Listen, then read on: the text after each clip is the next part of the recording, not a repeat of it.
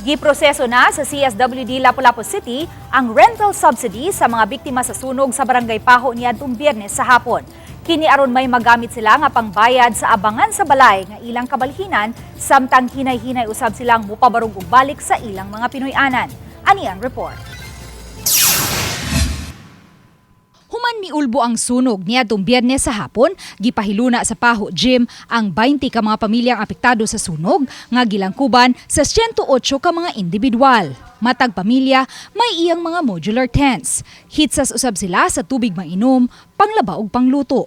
Samtang sa nahabiling 7 ka adlaw, ang barangay na ang moabagan niini. May dapit usab sa gym nga gitagana aron ilang kalutuan. Alang sa mga inahan nga may masuso pa, may modular tent nga gitagana alang kanila.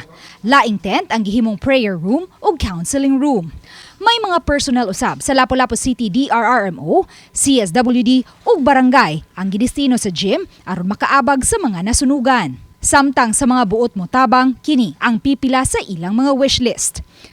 Samtang sa San Miguel Sports Complex sa Barangay Pusok, gipahimutang ang laing 16 ka mga pamilyang apektado nga gilangkuban sa 56 ka mga individual.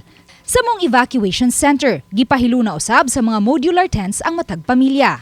Usa sa mga nasunugan, ang 51 anyos nga si Amalia Lisondra, kinsa na emosyonal dihang gisaysay niyang nahurot og kaugdaw ang tanan nilang napundar. Usa siya sa mga trabahante sa MEPS nga nawad og trabaho ug menos usab kaayo ang kita sa iyang bana nga tig-deliver og mga parcel. Salig lang gyapon ko sa Ginoo nga siya ray pagbayad kay iya magitugot ang mga pagsulay diri kanamo. Okay ra Lord. Salig lang ko nimo. Matud niya, mainampingon sila sa ilang pagpuyo sa urban poor.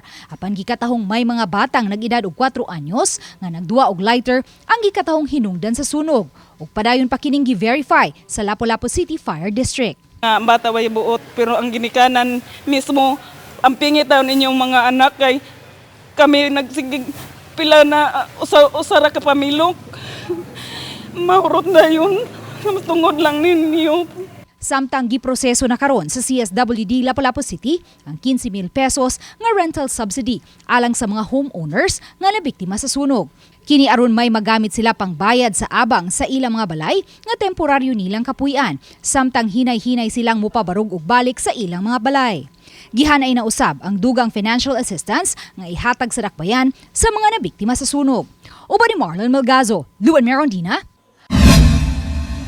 Balitang Bisdak.